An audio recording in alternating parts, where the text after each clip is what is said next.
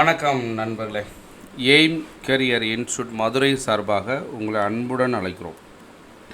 நம்ம இன்ஸ்டியூட் மதுரை அண்ணா நகரில் இருக்குது. நான் ரயில்வேல ஸ்டேஷன் மாஸ்டர் ஒரு 23 வருஷம் ஒர்க் பண்ணிவிட்டு இப்போ விஆர்எஸ் கொடுத்துட்டு முழு நேரமாக நம்ம கிளாஸ் எடுத்துக்கிட்டு இருக்கோம். எய்ம் கெரியர் இன்ஸ்டியூட்டில் இது அண்ணா நகரில் இருக்குது.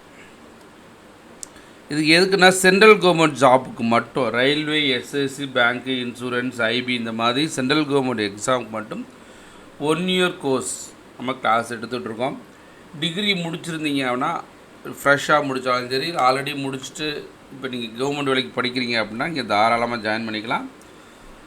So 1 year course for central government exams, railway, bank, SSC, insurance மற்றும் அனைத்து சென்ட்ரல் கவர்மெண்ட் எக்ஸாமுக்கும் வெளியூர் நண்பர்கள் தங்குற மாதிரி நம்ம ஹாஸ்டல் ஃபெசிலிட்டிஸ் வச்சுருக்கோம். லேடிஸ் சேம் கேம்பஸ்லேயே இருக்குது, ஜென்ஸுக்கு வந்து பக்கத்தில் 2 தெரு தாண்டி இருக்குது.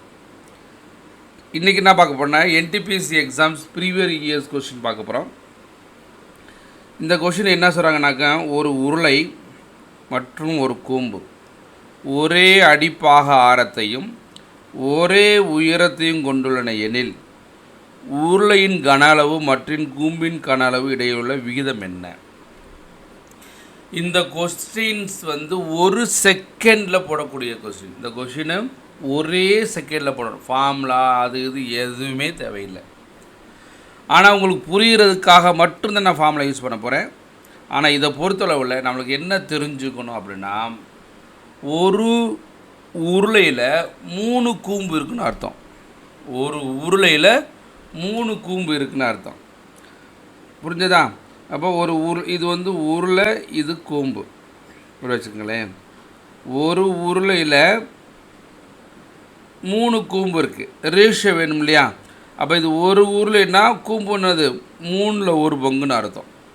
உருளை 1 இருந்துச்சுன்னா கூம்பு வந்து 1/3. அப்போ இதை வச்சு பெருக்குனீங்கனாக்கா 3:1.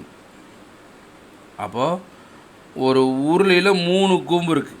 இப்போ கூம்பு ஒரு கூம்பு எடுத்துகிட்டாக்க உருளைக்கு எத்தனை கூம்பு இருக்கணும்? 3 கூம்பு. அப்போ ஆன்சர் என்னது? 3:1. இதுக்கு ஃபார்முலாலாம் இருக்குது. πr²h 1/3 πr²h இப்படிலாம் ஃபார்முலா இருக்கு இல்லையா? இந்த கணக்கை பொறுத்தவரை ஃபார்முலா தேவையில்லை. இந்த கணக்கு ஒரே ஒரு செகண்டில் இந்த கணக்கை நம்மளால் செய்ய முடியும். நீங்கள் ஜெயிக்கணும் அப்படின்னா இந்த மாதிரி ஒரு செகண்டில் போடக்கூடிய சம்ஸ் எல்லாம் நிறைய எடுத்து எழுதி பார்த்த உடனே ஆன்சர் சொல்கிற மாதிரி படிச்சுட்டிங்கனாக்கும் கண்டிப்பாக உங்களுக்கு வெற்றி நிச்சயம்.